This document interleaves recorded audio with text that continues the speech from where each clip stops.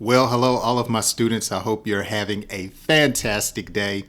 My name is Jay, and welcome back to the channel where I have the opportunity to help improve your English comprehension, vocabulary, and fluency.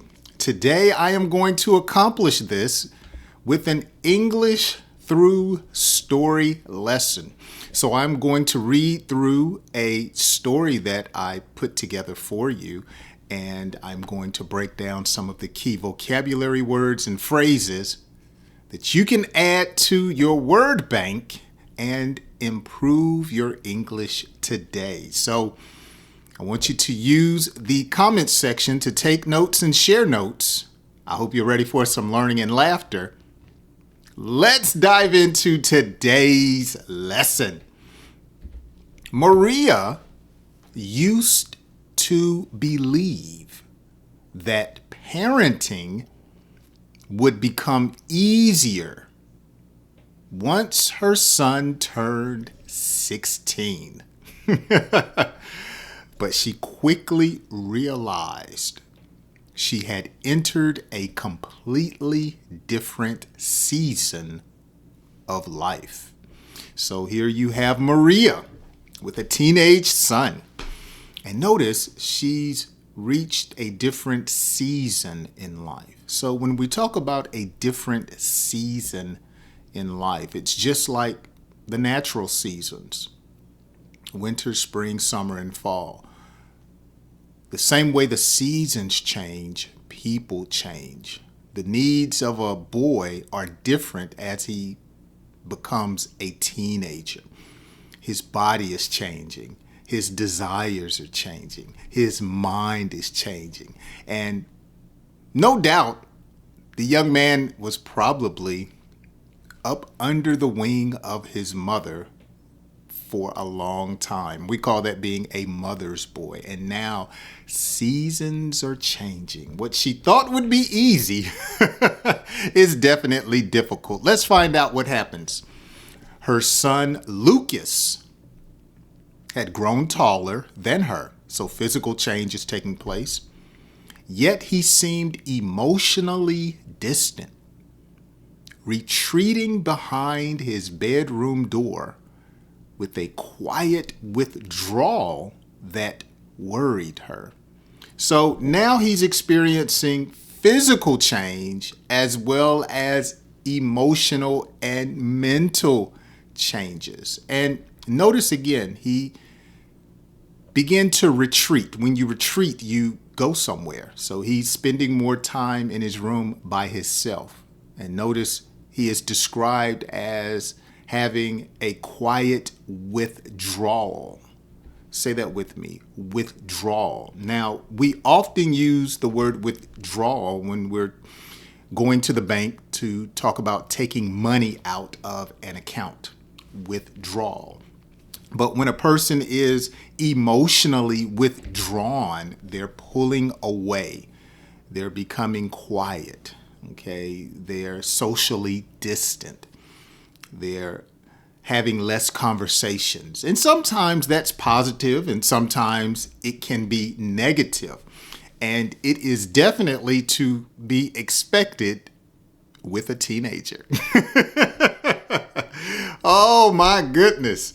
Conversations that were once playful now felt like careful negotiations.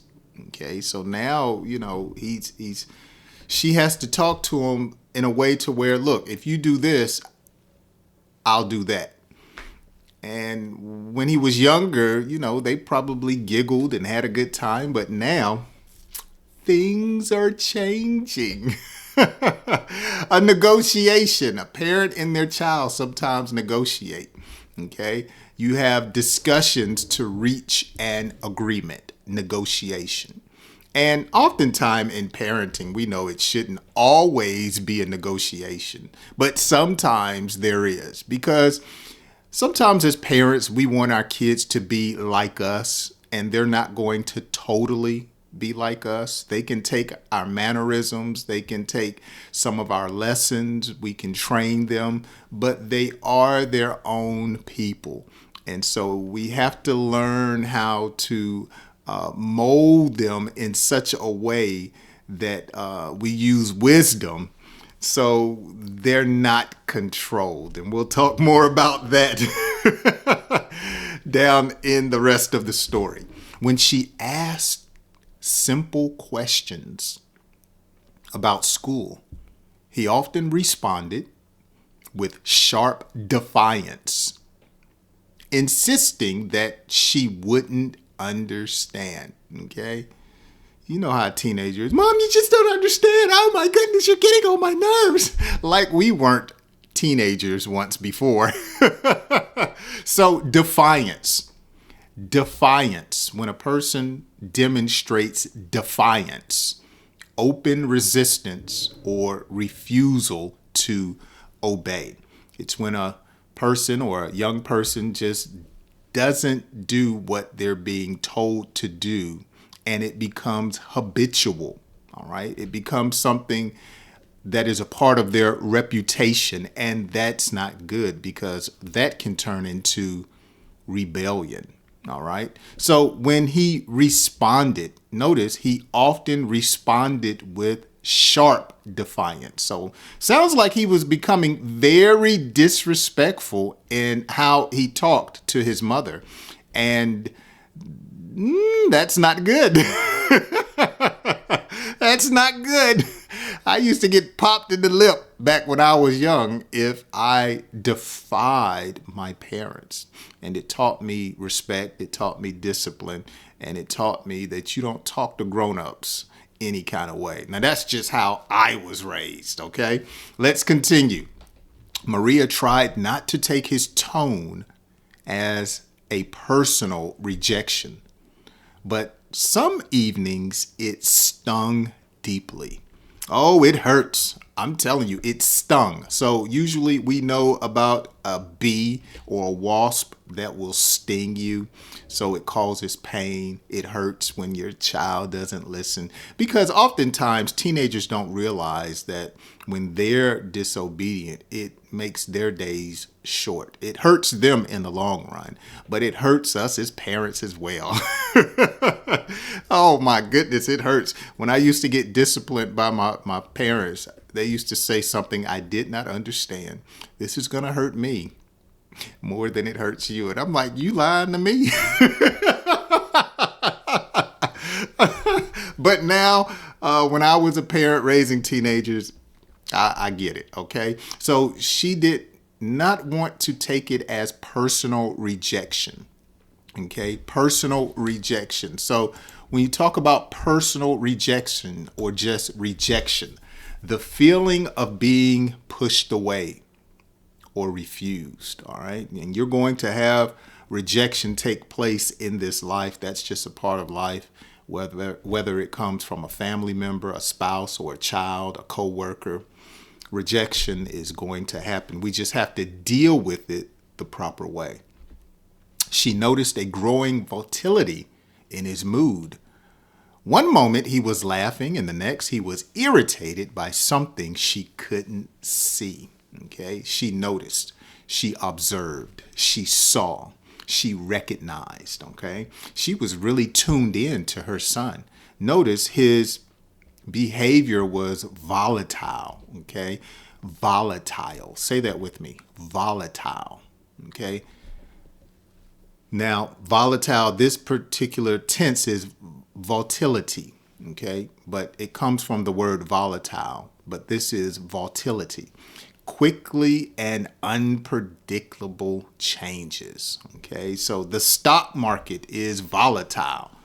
Gas prices have extreme volatility. They're up and down. Some people's attitude is volatile. Okay, let's continue. Friends told her this was a normal stage of adolescence. Adolescence. Yet knowing that did not make her, or yet knowing that did not make the tension disappear.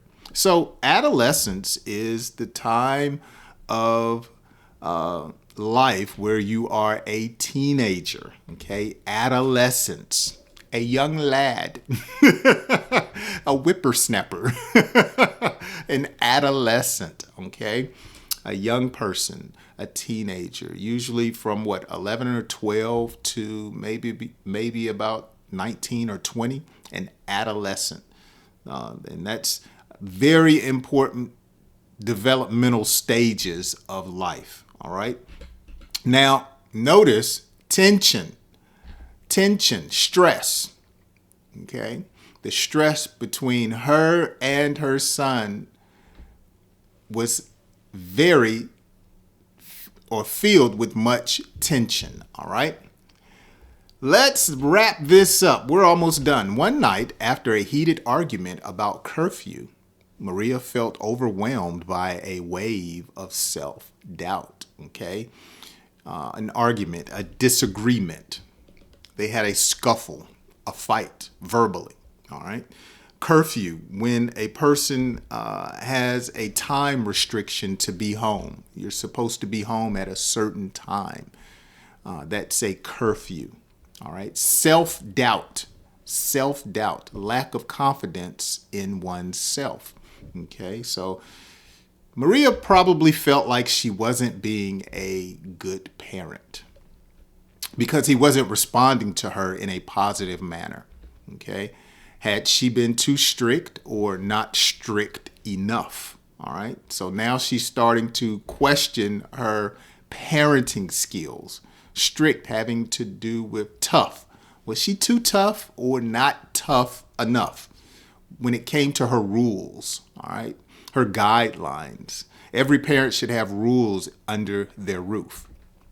Instead of escalating the conflict, she decided to approach him with quiet patience, okay? So when you escalate something, you heighten or you increase something. You make it go to another or greater level, okay?